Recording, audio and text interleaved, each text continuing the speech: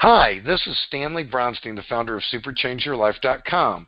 Welcome to another in our ongoing series of interviews titled, How One Person Can Change the World. In this series, we're interviewing people who are using their ideas, passion, and energy to change the lives of others. Today we're interviewing Bob Miller. Bob is a former international entrepreneur, an author, speaker, and consultant. He's traveled in over 45 countries and worked with companies and individuals in 21 different countries. He received degrees from DeVry Institute of Technology, an AAS in Electronics, Augustana College, a BA in Psychology, and Western Illinois University, an MS in Psychology. He's a member or past member of Mensa, Rotary International, National Speakers Association, International Platform Association, Wisconsin Professional Speakers Association, American Society for Training and Development, Toastmasters International, the Hispanic Chamber of Commerce, and the Global Information Network. Bob's priorities changed in the early 90s when, on a vacation trip to Mexico to get rid of his stress, he fell in love with 120 kids in an orphanage. After repeated trips, then moving to Guadalajara, and 5 years of bureaucratic hoop jumping, he became the adopted father of 2 children. The experience of seeing the developmental differences between children being raised in a family and those still in institutions led him to begin our Family Orphan Communities, Inc., a 501c3 nonprofit working to create sustainable communities of families adopting children. Bob says the sustainable community model can be used for many other applications around our world. Since then, Bob has chosen to dedicate his life full-time, 24/7, to creating the economically self-sustaining communities. His favorite application is where orphans benefit by being adopted while at the same time economies and societies improve. There's more, but rather than go into a lot more detail about his background, it's time to let Bob tell us more about himself and his current activities. Bob, welcome to Super Change Your Life. How are you today? I'm doing wonderful, Stanley, and I'm honored to be able to be with you today. Thank you. Well, thank you for taking the time to talk with us. Start back in the beginning, when you were a kid. Did you have any clue your life was going to take the twists and turns that it's taken?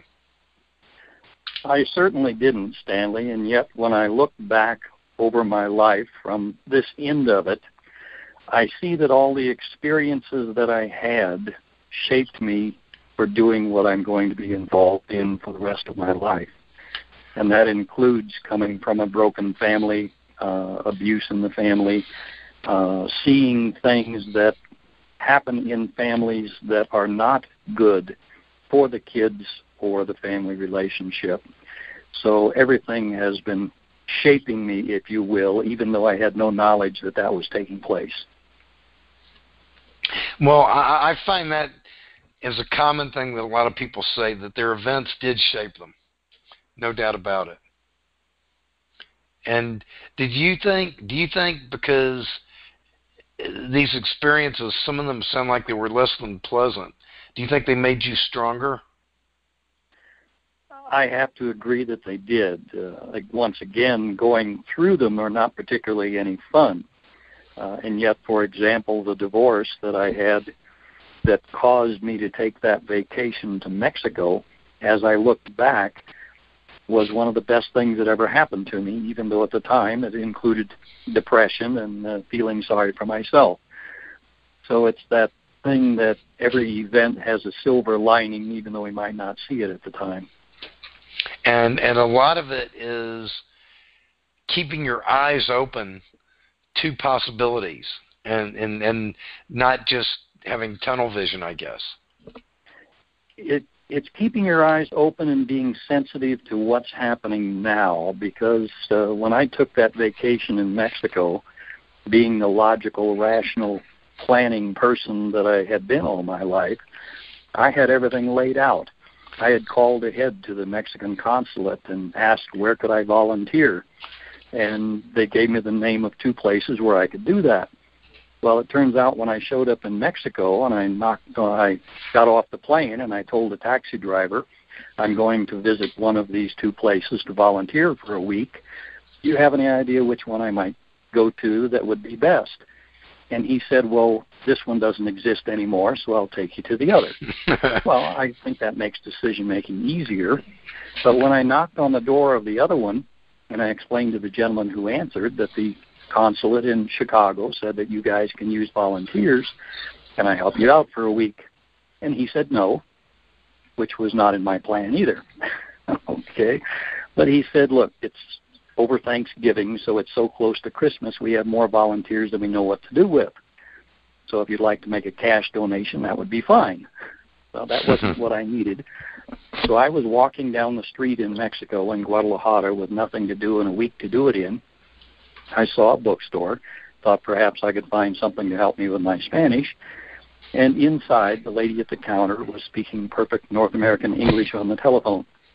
So when she hung up, I explained to her that I was going to volunteer at this place down here in the next block, but they don't need any help this week. Do you have any idea where I might do that? Stanley, she gave me the strangest look and said, funny you should ask. There was a list of those in this morning's newspaper. So she took the paper out of the trash, spread it out on the counter. There was a list of about 30 organizations looking for help for the holidays and for Christmas. As she looked at it, she pointed to one and said, I know the lady that runs this orphanage, and she can always use help. So she called her friend, asked if she could use a volunteer, and the answer was yes. So that's how I found the orphanage. So No. That's how the orphanage found you. Oh, yeah, absolutely. And if I may carry this just a little bit further to illustrate the synchronicity here, when I showed up at the orphanage, Senora Hilda in her late 60s and her husband Raphael were telling me that at that time they had 120 children. It was the two of them, cook, laundry lady, maintenance man, and one other volunteer, and all of those kids from diapers through age 18. So I asked her if she could use any help. She said, come on in. Well, she could use 10 people like you. Oh, exactly. And as she's telling me about all these kids, I'm looking over her shoulder, and I only see one of these kids anywhere. And he's over there sitting on a step about 10 years old. So I asked her, where are all the children? And she said, well, at this time of day, they're either in the nursery, in school, or I've got a few upstairs in the infirmary. The school kids will be here in about an hour. So she called the little one over and said, here, give our guest a tour and teach him more Spanish. So I got to spend an hour playing with the only kid in the orphanage. And then after his friends showed up from school, he drifted off with them. Well, that week hit me like an emotional brick. And nothing had ever touched my heart that deep. So I had to keep going back, and that's what kept me there over the next 2 years. Well, Stanley, about 4 years ago, my youngest son, who has heard this story many, many times, he said, Dad, you remember that first day you went to the orphanage? And I said, I will always remember that. He said, well, why do you think that one kid didn't go to school that day? And as I thought back to that day, it occurred to me, come to think of it, my son, why didn't you go to school that day? And Stanley, he said, I honestly don't know.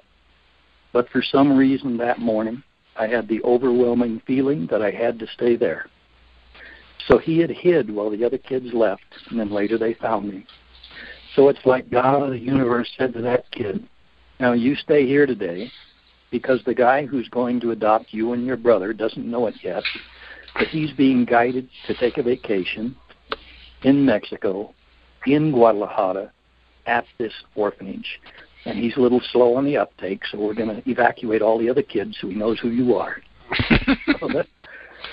So there are just so many synchronistic events like that that cause me to know that this is really a spiritual journey that I'm on, and I think that we are all on. So it's funny, I actually spoke with someone last week, and they would disagree with what you just said. It's not that we're physical beings on a spiritual journey. Mm-hmm. He said we're spiritual beings on a physical journey. Yeah. And so I guess there's multiple ways of looking at it. So let me ask you, you take the story forward a little bit more from there, how did it progress? You kept going back, and go ahead. Well, yes, I kept going back and ultimately got an apartment down there. And about 2 years into this, because when I was there, I would help out at the orphanage, and then I would take my international trips and come back. Well, after about 2 years when I came back, I found a sign on my apartment door that said Bienvenidos Bob, or Welcome Bob. And I thought at first, what are my neighbors doing? Well, I opened the door and I found the 2 kids from the orphanage in the apartment. So at that time, we think they were probably 11 and 13. No one knows for sure. They'd been in the orphanage for 8 years.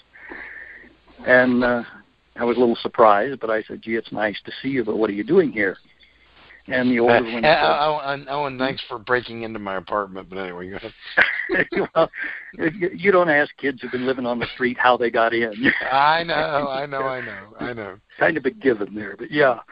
And, nice to see you, but what are you doing here? And the older one said, well, the orphanage closed. Don Rafa, the father who was running it with his wife, passed away.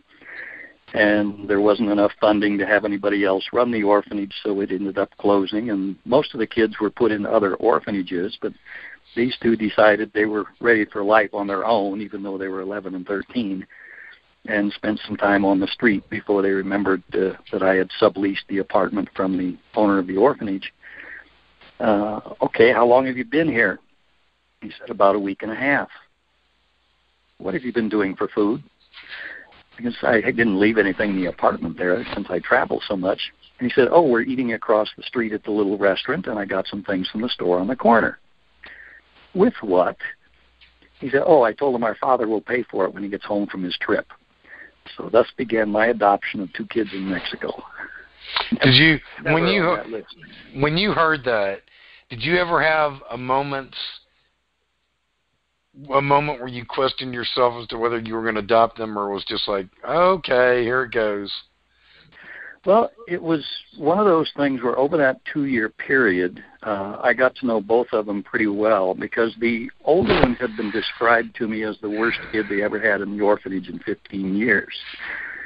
And that, I believe, came from what the lady who ran the orphanage told me, that when they came there at ages 2 and 4, they had been abandoned in a bus station after they had watched their drunken father come home again, beating them and the mother died that time. So they remember him burying the mother, and then they were apparently abandoned by the father. So he had absolutely zero respect for any adult male figure and had quit going to school, and was kind of a challenge to me because I wanted to do something to help him if I could. So I began noticing that he took very good care of his little brother, and he helped his little brother learn things. So whenever I saw that, I would compliment him on, I think it's great how you're helping your little brother that way. So after doing that over the 2-year period, they knew I cared about them, and it was a good relationship. But when we finally found them in the orphanage, in the apartment there, even though I wanted to do something for them, I didn't think it would be possible to adopt. But talking with friends down there who had an attorney, the attorney said, hey, this is Mexico, anything's possible. So they don't tell you how much it's going to cost or how long it's going to take. And another ironic thing, if there is such a thing, is that the state of Jalisco, where Guadalajara is one of the few states in Mexico that allows a single parent to adopt. So it just kept falling into place. And up until the day the papers were put in my hand a few years later, I was always skeptical whether it would actually happen, but it did come true. But from a practical point of view, I mean, even though they weren't legally adopted, I mean, you were pretty much raising them. That was the case. Yeah, we asked the attorney about that. He said, well, geez, I'm still traveling, and I'm a single person from a foreign country living here, and now I have 2 adolescent kids living in my apartment.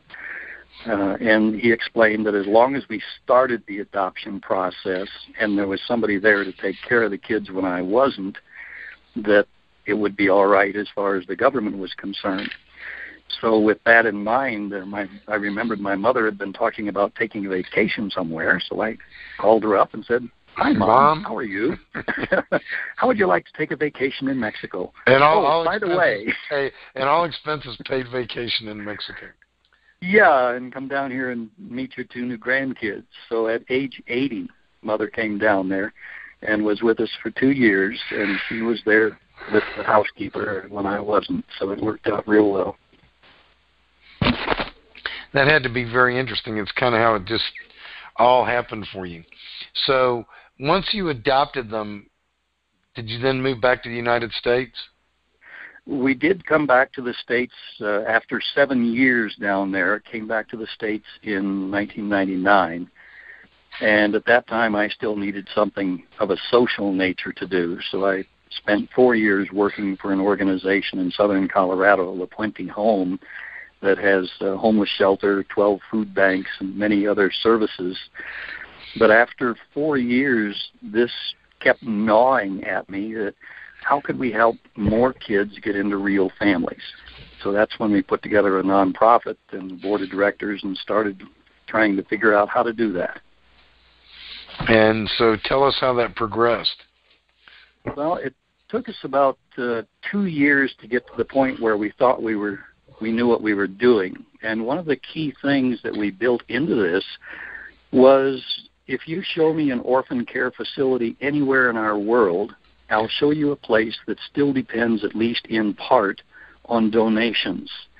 And when donations go down or subsidies get pulled, there goes child care as well. So we decided from the beginning that whatever we do, it has to be economically self-sustaining. So we figured out that we could use businesses in the community and keep all the profits in the community, and that would be the economic engine that would keep it from relying on donations. So after 2 years, we got a call because of my travels around the world from some friends in Vietnam, and we actually spent the next 4 years working with Vietnam. I had the opportunity to meet the former vice president of Vietnam, talk with all the ministries over there. We partnered with the Vietnamese AIDS Society for Disabled Children, who takes care of kids who are still being born today with birth defects from Agent Orange, so we dumped on them back in the 60s. Somewhere near 4 million kids with either no arms, no legs, encephalitis, blindness, you name it, and they still got it. But they wanted to work with us, and we decided that we would split the profits from our businesses in the community 50-50, half to help them help the kids, and half to get kids into families. So the land was donated to us by Ninh Binh province. My last trip there, and they had people who were promising to put up the money to build the businesses. My last trip there, I was received in a televised ceremony in front of the nation with the current vice president, where she thanked us for what we're doing for the people of Vietnam. And then as things happened, 1 month later, the people who had promised to put up the funding to build the businesses said, "Let's wait." High inflation, they were worried about their money. So we waited for a year, and then we turned around and decided to tell them they're going to have to wait because we're turning our focus to Mexico. So for the last 3 years, we've been focusing on how do we create these sustainable family communities in Mexico. Let me ask you, what do you attribute this outpouring of compassion that you have? What do you attribute it to? Who do you attribute it to? Did it just come to you one day? I say that because you're obviously a very compassionate guy, and you obviously care about others. I know some of it is ingrained, but it took me a long time to wake up to it. Years ago, when I was doing the majority of my traveling, I was in some countries that were extremely poor, and I would walk by the mother that's sitting there on the corner with a dying child, and I would think, gee, that's terrible. But I always looked at it as being, well, I'll give money to a charity, and they'll take care of it. And it took me a long time to realize that I was part of the problem in doing that. that I needed to find a way to do something, not just think somebody else will take care of our world and its problems. And some people don't even give the money to a charity. Right. They don't even do that. Yeah. So it kind of evolved inside of me that I have to do something to help people. And especially when I got to that orphanage and I started being right there in the middle of the need, that's when it really opened up my heart. I ended up that first week that I was there crying myself to sleep at night when you hear the stories about the kids with the scars and what happened to them. It just tore my heart out and pointed me in a different direction in life, that of the direction of service. Well, let me ask you a question. You used an interesting word. You said that you have to do something to help out. Or an interesting phrase, I guess. You have to do something to help out. And whenever I hear people use the word have to, I always ask, did you have to or did you get to? In other words, was it an obligation or did it turn out that it was a privilege? It's a privilege, but it's also a drive that is inside. You know, I think we are all love when you get down to the very basics of who and what we are. And we have, I think, an innate desire to want to help other people. But in so many, it's buried so deeply because of the pain that they've experienced that in some people it never quite gets out. But we see a lot of people in our world, this is their way of life. We're here to help each other. And so what do you see as the future? First of all, before your organization, tell us about your kids. How old are they now? Those rascals are 34 and 36 and made me a grandfather 4 years ago. So I've got a granddaughter that is a beautiful young lady. So they're finding their way through life quite nicely. And you're pretty proud of them, aren't you? I really am, because you hear so many sad stories about the chain of negative behavior that's supposed to take place from generation to generation. And for two kids that knew what beating in a family was, that the standard behavior was beat the wife, for example, we now have two kids that have broken that chain and are productive citizens in our world. So I'm really proud of them, and to me it's great to see the love being passed on by them to that granddaughter, for example. It just does my heart good. So, at a minimum, you've changed two lives. But let me ask you: do you feel like through your work and through your organization's work, you've been able to change a lot more lives than that? I think there's always that ripple effect that when you change one, it passes on to others. And that's what we're aiming for now. Our current project for our nonprofit is to create sustainable family communities and help more people throughout our world. So the way we're doing that is the phases would basically be, for example, in Mexico, we're looking for the land to do this right now. And we will build commercial businesses. Well, actually, we help the people there do it because we're not giving away anything. We're helping people create this for themselves. We'll help them build businesses like aquaculture, greenhouse, and farming. And all of the profits from those commercial businesses stay in the small community that's doing this. So those profits will build out homes and other little businesses and provide the education and pay taxes to the government. And when that community gets up to about 40 homes in size, and it'll have over 100 jobs, so there's jobs for people who are not living in the community. But that community will then help start the next community, and those two will help start the third, and those three the fourth. So we're beginning a self-replicating process of helping people to help themselves that, when you look at it, is going to change the face of poverty around the world, because these communities have no poverty in them. And yet It's people from slums who want to do something to make their life better, and they're the ones that will be able to help do this. So what you're doing is you're providing the model of a way out of the poverty. Exactly. The model, the knowledge, the help, and finding the resources to help them to help themselves. Did any of your previous working background help in doing this, or did you have to learn how to do a lot of things you never knew how to do before? Well, there's been so many experiences that have helped prepare me for this. First of all, the childhood experiences that are a driving force to make sure that this is a good family environment. The engineering training that I had at DeVry, getting the electronics degree, helped me think things through logically. The psychological and social aspect of the communities came from the education and experiences as well. And then I had many years doing management training programs and project management training.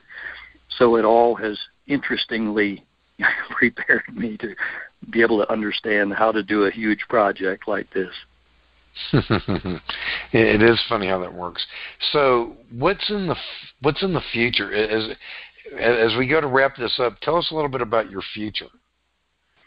Well, I am going to be, although things do change in life, don't they? But my current track, my current calling is to lead this project forward. And when people ask me, what do I get out of it, I'm not asking for 1 penny or 1 peso or anything else for this. I'm after a few thousand former orphans calling me grandfather. So I would like to see this get to the point where it has no dependence on me, but we have a team that's carrying this forward throughout our world to help more people have a better life. Yes, because you do have to have succession planning in place, which I assume you've been putting into place. Absolutely. That's something. It can't be dependent on one person, and it has to have a system that sustains it long term built into the process here. I mean, after all, if you're going to be building sustainable communities, you have to have a sustainable organization. That's exactly it, yes. Sort of works that way. It's amazing to me as we've been working on this, the so-called sustainable communities in our world, the majority of them are taking care of themselves, and they don't recognize that they're part of something bigger called a country. And if that country should happen to fail, well, their community is not going to be sustainable either. So part of the responsibility of a sustainable community is to sustain the larger society as well. No, absolutely. How does that go? There's always a level higher. There's always a level deeper. Yes, exactly. So as we go to close this up in the last minute or two, is there anything you would like to add that maybe we haven't talked about? Well, anyone who is curious about what we're talking about here, we'd love to hear from them. And our website to go to would be the www.sustainablefamilycommunities.org. And we've got phone number and email address there, and certainly love to talk with people who would like to be involved. I'm going to put links and contact information on your interview page so people will be able to go straight to that. Wonderful. Thank you. You're welcome. Well, thank you for taking the time to talk with us. It's been a pleasure, and I like what you're doing. You're a good man. Thank you, Stanley, and thank you for what you're doing to help people know that they can super change their life. Thank you.